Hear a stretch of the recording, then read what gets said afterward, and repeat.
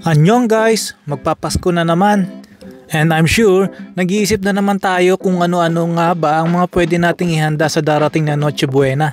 At para lalong maging espesyal ang Pasko ninyo, i-share ko sa inyo ang ilang favorite recipe ko. Tara, gawin na natin.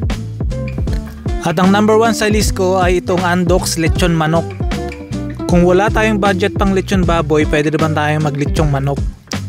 At itong recipe ko ng lechon manok na to, tested na to at marami talagang nagsasabing masarap talaga to kasi marami nang gumawa nito. Kung hindi man kasing sarap, mas masarap pa sa lechon manok. Kaya gayahin nyo na yung recipe na to.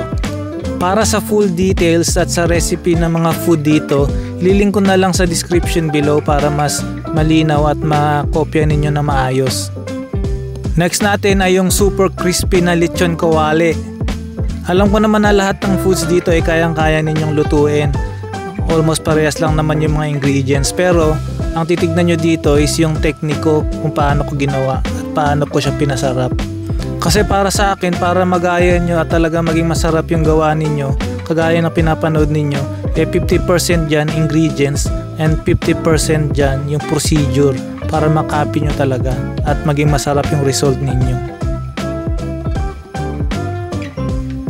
At ang pangatlong dish na palagi kong hinahanda talaga kapag Pasko ay itong palabok. At itong palabok recipe na to na i-share ko sa inyo, i-tested na rin to. Kasi pinanglaban ko na to dito sa Korea sa isang TV show sa Korean TV. At pumatok talaga tong palabok na to dito sa Korea. At ang process na ginawa ko dito, yun talaga yung nagpasarap dito sa palabok sauce. Kaya importanteng magaya nyo kung paano ko siya ginawa. Kaya panoorin nyo to. Sigurado magiging super sarap talaga ng palabok sauce ninyo. Again, para sa full recipe, check nyo na lang yung link sa description below.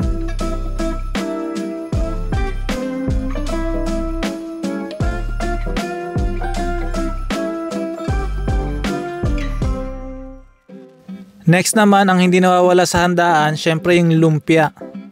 At yung lumpia na ginagawa ko is beef lumpia with cheese. Kaya ito naman yung itry ninyo ng maiba naman para hindi na lang laging lumpiang Shanghai. Total Pasko naman kaya gawin nating beef yung feeling ng ating lumpia. So ang kaibahan nito sa lumpiang Shanghai is niluluto ko muna yung meat. Kaya talagang mas masarap talaga yung loob nito. Mas malasang balasa siya. Kasi templado na yan at full loaded pa ng cheese. Pwede kayong gumamit ng kahit anong klaseng cheese pero ang ginamit ko dito is mozzarella cheese or yung pizza cheese.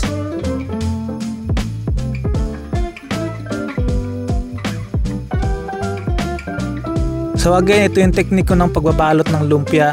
Hindi siya pa diamond, kundi pa square. Para pantay-pantay yung pagkakarolyo at saka saktong-sakto yung yung kapal, pare-parehas. Yan. In that way, talagang crispy siya at saka mas tumatagal yung pagka-crunchy niya. Yan, kita niyo naman pantay-pantay at hindi siya sumasabog.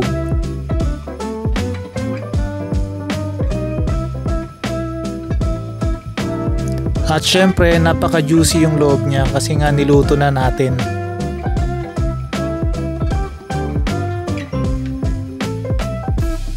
Ang next natin, ito, Korean style fried chicken. So pagdating sa fried chicken, hindi pa uhuli yung Korea dyan. Kaya ituturo ko sa inyo kung paano yung Korean style na paggawa. At rinig nyo naman kung gaano kalutong yan, di ba? Again, nasa procedure lang yan or technique kung paano ginagawa. Una, minamarinate ko muna yan. Tapos nilalagyan ko siya ng soju at saka ng mga aromatics at saka ng flavor. Para mas masarap at juicy yung manok. Tapos minamarinate muna natin.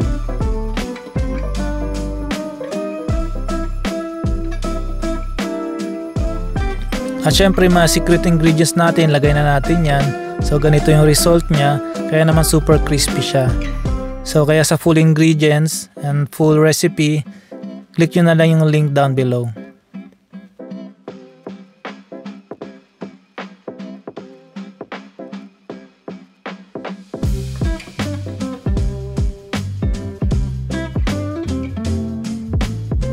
At ito pang isang hindi nawawala talaga sa handaan, itong shrimp o yung prawn. So itong recipe ko na to, hindi ito yung common na butter garlic shrimp. Bali nilagyan ko siya ng twist para mas masarap. So ang tawag ko sa recipe ko na to is Mamacita's Palabok Prawns. Taray, di ba, parang sosyal. So wala pa sa YouTube na gumawa nito ha, kasi naisip ko yung recipe na to nung nakipag-collab ako sa Mamacita's nung meron kaming project na ginawa. Kaya naman mas try recipe nyo to mga guys para maiba naman yung pagluto nyo ng shrimp. Next natin, isa to sa mga favorite ko rin, yung lemongrass beef stew. Napakasimple at napakadali lang lutuin ito mga guys. So yung lasa nito is parang adobo na parang kaldereta na super lasa nung lemongrass niya at saka maraming coconut. At syempre super tender ng beef. Kaya perfect talaga yung match ng lemongrass at saka coconut milk.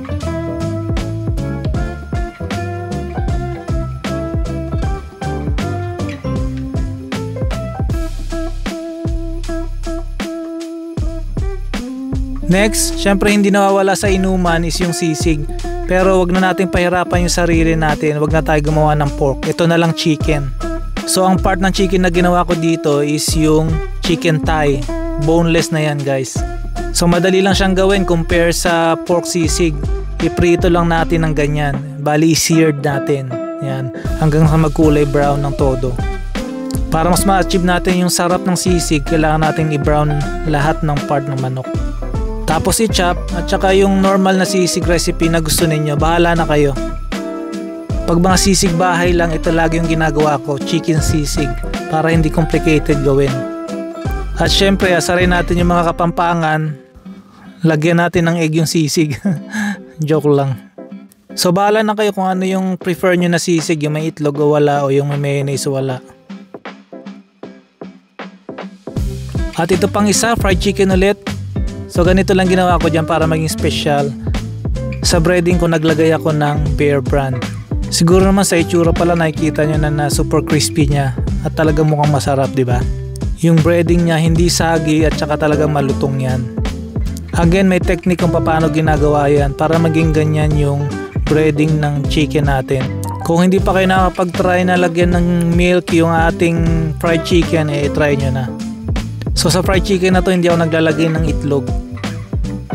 Technique lang talaga ng pag-breading para maging crispy.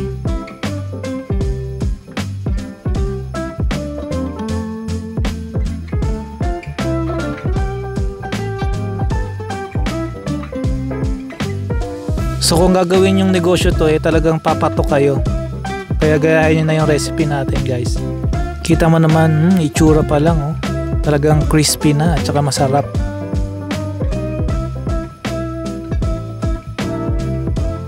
At sa pang last natin, may bonus tip ako sa inyo kung paano gumawa ng homemade lumpia wrapper. Kasi kagaya namin mga nasa abroad, mahirap makahanap ng lumpia wrapper kaya talagang homemade lang tayo palagi. And again, para sa full recipe and procedure, check nyo na lang yung link sa description below.